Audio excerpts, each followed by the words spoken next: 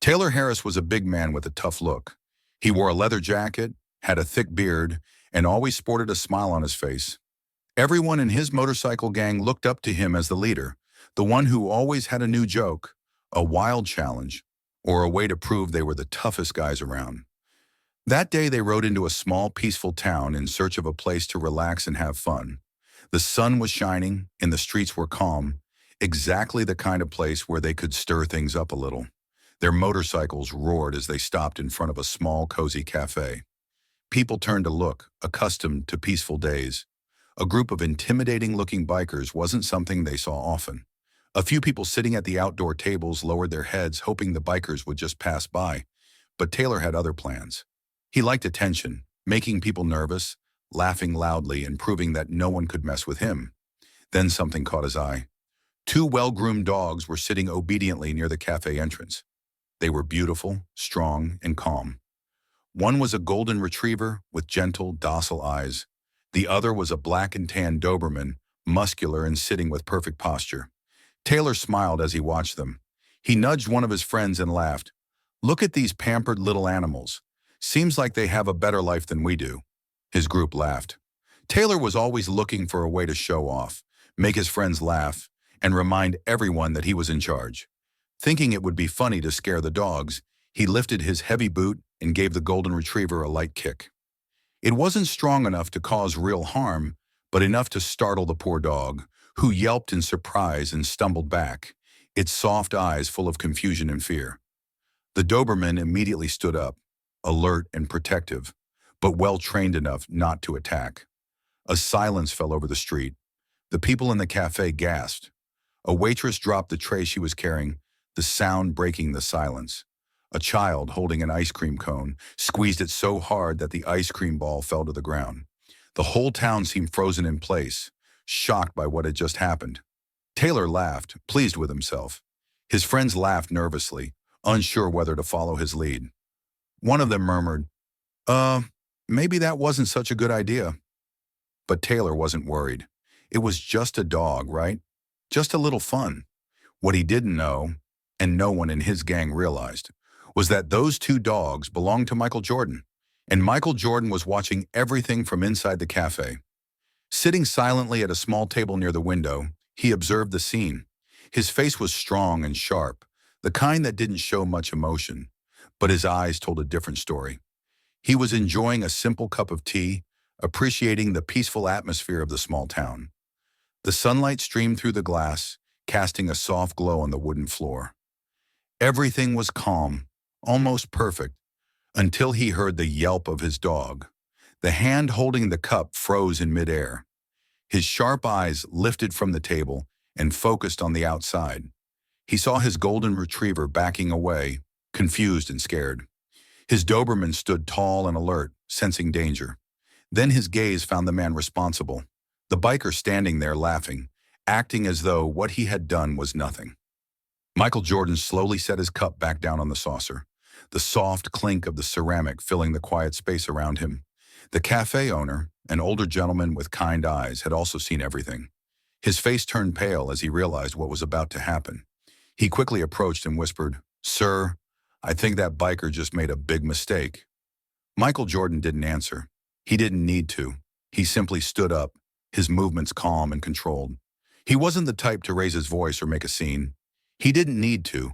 His presence alone carried a silent strength, the kind of strength that made people pay attention without him saying a single word. As he took a step toward the door, people inside the cafe exchanged nervous glances. They knew who he was. They had seen his feats, heard stories about his discipline, self-control, and real skills in confrontation. Outside, the biker gang was still laughing, but their laughter had begun to fade. There was something in the way the townspeople were reacting. They weren't just scared. They seemed to be expecting something to happen. This made them uneasy. One of the younger bikers nudged Taylor and whispered, "I think we should get out of here." Taylor frowned. "Get out? Why? It was just a joke." But then the atmosphere shifted. A shadow moved across the pavement. From inside the cafe emerged a tall figure, his boots making a slow, steady sound against the wooden deck. Michael Jordan's eyes were fixed on Taylor, calm but full of something dangerous.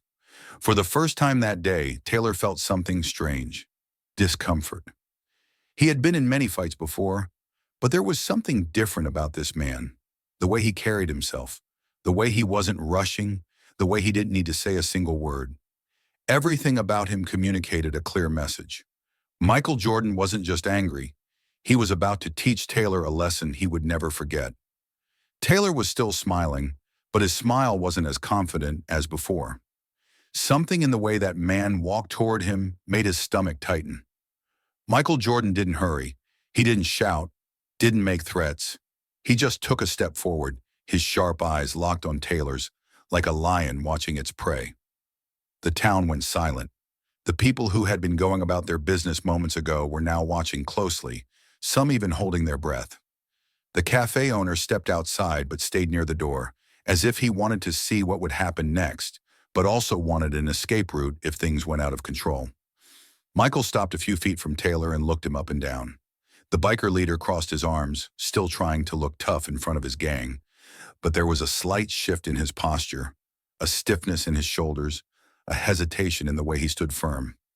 "You kicked my dog," Michael finally said, his voice calm but heavy like thunder before a storm. Taylor scoffed and rolled his eyes. "It was just a little shove, buddy. Relax," he said, forcing a laugh. His gang laughed with him, but much more hesitantly than before. Michael's gaze didn't waver. He didn't even blink. "You think that's funny?" he asked. Taylor shrugged. "I didn't mean anything by it. Just having a little fun." He shifted his weight from one foot to the other and suddenly realized that all eyes in the town were on him. His gang was still behind him, but for the first time, he felt alone. Michael tilted his head slightly, considering Taylor's words. Then very slowly, he took a step closer. Taylor swallowed. There was no anger in Michael's expression, just a silent, controlled energy, like a coiled spring ready to snap. "You want to have some fun?" Michael asked, his voice barely above a whisper. "All right, let's have some fun." Before Taylor could react, Michael moved. It was quick, very quick. In 1 second, Taylor was standing. In the next, he was stumbling backward, his balance completely lost. Michael hadn't even thrown a punch. He had just entered Taylor's space at the exact moment and swept his leg out from under him. Taylor hit the ground hard with a loud thud. His gang gasped in shock. The leader of the bikers, the toughest guy they knew, was suddenly lying in the dirt, blinking in confusion. Michael didn't even smile. He just stood there, looking at Taylor with the same calm expression. "Not so funny now, is it?" he said quietly. Taylor hurried to get up, his face red with embarrassment. His gang stood frozen, unsure whether to intervene or back off. The townspeople were now watching with discreet smiles. When Taylor made eye contact with Michael again, he finally understood. He had made the biggest mistake of his life. Taylor clenched his fists, trying to shake off the shock. He had fought many times in his life, and he wasn't about to let some famous stranger make a fool of him. He straightened his jacket, took a deep breath, and looked at Michael. "All right, tough guy," he snarled, stepping forward. "You think you can embarrass me like this and walk away scot-free?" Michael didn't move. He remained completely still, his hands relaxed by his sides, his sharp eyes never leaving Taylor's. "Want to try again?" Michael asked, his voice calm, almost bored. This time, Taylor didn't hesitate. He swung his fist, aiming directly for Michael's face. But before his punch could land, Michael Jordan moved. Fast, precise. Just as Taylor Harris had seen before. He came. Michael stepped effortlessly, grabbed Taylor's wrist, and twisted it just enough to make him lose control. In the same movement, Michael turned Taylor's momentum against him, pulling him forward and sending him crashing into a wooden table. The table broke under Taylor's weight, dishes and glasses flying everywhere. His gang looked on in shock. Their leader was now groaning on the floor. The cafe owner shuddered at the mess, but didn't dare say a word. Taylor struggled to get up, but Michael was already standing over him, completely calm. Still amused, Michael tilted his head and asked, "Is it over?" Taylor gritted his teeth, pushing himself to his feet once more. His pride wouldn't let him back down, not in front of everyone. He attacked Michael, hoping to catch him off guard, but Michael didn't even move. With a single step forward, he delivered a quick, controlled strike to Taylor's chest. It wasn't strong enough to seriously hurt him, but it was enough to knock the air out of him. Taylor stumbled backward, gasping, his hands clutching his chest. His legs felt weak. He had never felt so powerless in a fight before. His gang, realizing their leader was completely outmatched, began to slowly step back. Some of them didn't even want to make eye contact with Michael. The townspeople were smiling now. Michael took a step closer to Taylor, who was still trying to catch his breath. He didn't raise his voice. He didn't look angry. He simply said, "You kicked my dog. Now you know how he felt." Taylor's heart raced. For the first time, he wasn't just embarrassed, he was scared. Taylor breathed shakily, trying to steady himself. His chest still hurt from the last blow, and his mind was in turmoil. How was this possible? He had been in many fights before, but this was different. Michael Jordan wasn't just strong, he was fast, precise, and completely in control. His gang was still around, but no one moved. They had come to town thinking they were the toughest around, but now they weren't so sure. The way Michael had handled Taylor so easily, without even breaking a sweat, was enough to make anyone reconsider their choices. Taylor wiped his face and tried to regain his confidence. He was still the leader of his gang, and he couldn't let them see him like this. His pride wouldn't allow it, but deep down he knew he had already lost. Then in desperation, he shoved his hand into his pocket and pulled out a small knife. He opened it and held it out in front of him. His breathing was heavy, his grip firm. The moment the blade appeared, the entire town held its breath. People stepped back, some whispering to each other. Others looked at Michael, wondering if he would back off now that a weapon was involved. But Michael didn't even blink. Instead, he sighed and shook his head. "You really don't know when to quit, do you?" Taylor clenched his jaw. He didn't care if Michael was a star or some kind of martial arts expert. He couldn't walk away looking weak. He had to do something. With a swift movement, he lunged forward, aiming the knife directly at Michael. But once again, Michael was faster. Before Taylor could complete the move, Michael's hand shot forward, grabbing his wrist in a firm grip. In one smooth movement, he twisted Taylor's arm, forcing him to drop the knife. It fell to the ground with a loud clink. Taylor let out a sharp breath. His wrist burned, and his knees nearly buckled under the sudden pressure. Michael tightened his grip just enough to make sure Taylor understood one thing. He was completely powerless. The entire street went silent. The gang watched, stunned. The townspeople stared, some with wide eyes, others with small smiles of satisfaction. Michael leaned slightly forward and spoke in a low voice, just loud enough for Taylor to hear. "This is what it feels like to be powerless. Now imagine how my dog felt." Taylor didn't say a word. He couldn't. He was too busy trying not to shake. Michael held his gaze for another moment before finally letting go of his wrist and stepping back. The knife was still on the ground, but Taylor didn't dare pick it up. For the first time in his life, Taylor didn't want to fight anymore. He stood still, his wrist still aching from Michael's grip. His breathing was heavy, his mind racing. This wasn't how the day was supposed to end. He had come to town with his gang expecting to have fun, show off, be the toughest. But now he was the one who had been humiliated. His knife lay on the ground between them, but he didn't dare pick it up. He could still feel the power in Michael's grip, the control in his movements. This wasn't a fight he could win. His gang, the same men who had laughed with him earlier, now looked at him with uncertainty. Their fearless leader had been taken down twice, and now he stood there, not knowing what to do. Michael didn't move. He didn't need to. His message was clear. The golden retriever, the same dog Taylor had kicked earlier, walked up to Michael and sat by his side. The dog looked at its owner, then at Taylor with calm, intelligent eyes. It was almost as if it knew justice had been served. Taylor swallowed hard. The silence was unbearable. His pride screamed at him to do something, to fight back, to prove he wasn't weak. But another part of him, the part that valued his own safety, spoke louder. He took a slow step back. Then another. "Let's go," he murmured to his gang, without even looking at them.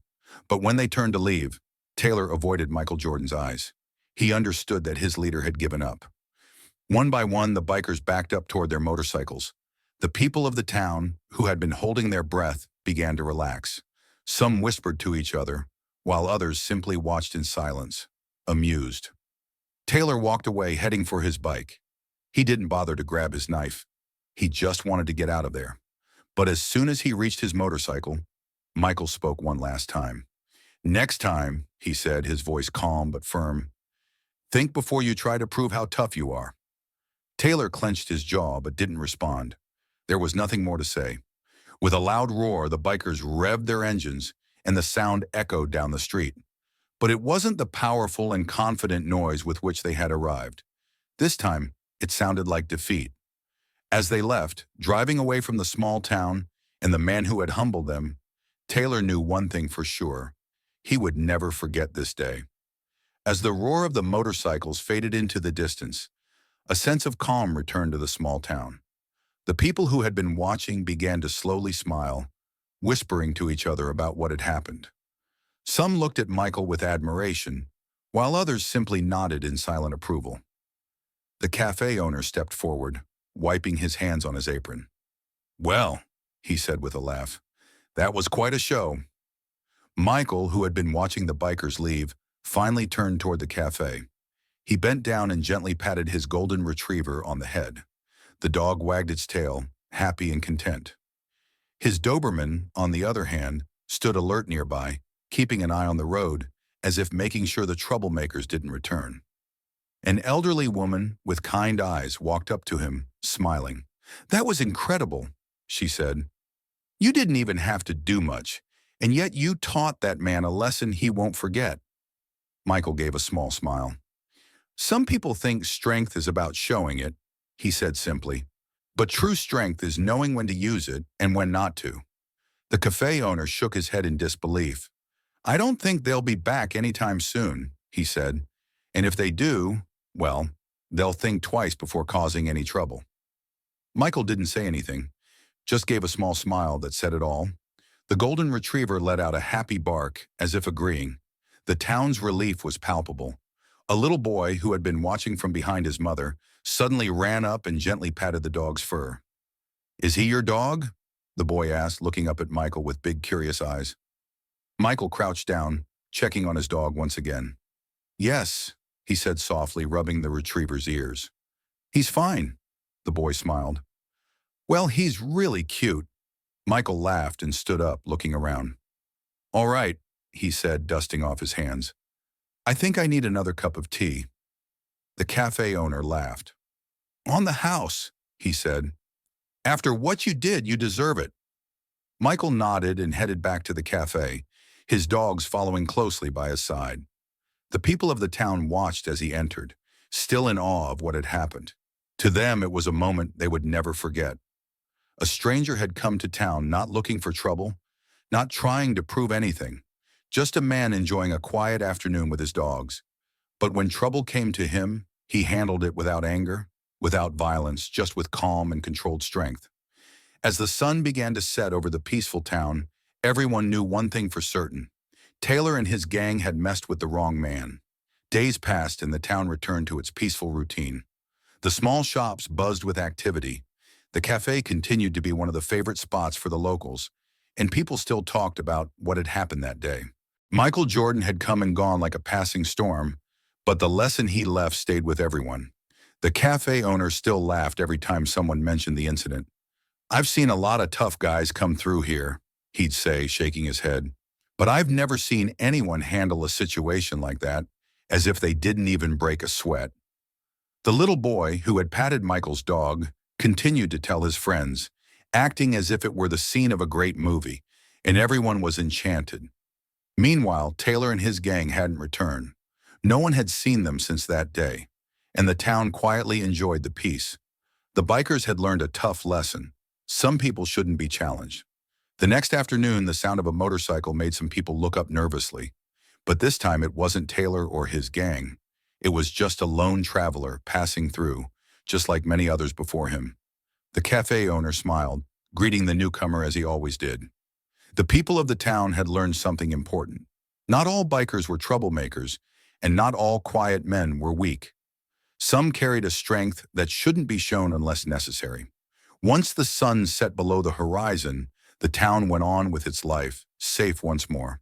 And somewhere out there, Michael Jordan and his loyal dogs continued their journey, leaving behind only a story that would be told and retold in the coming years.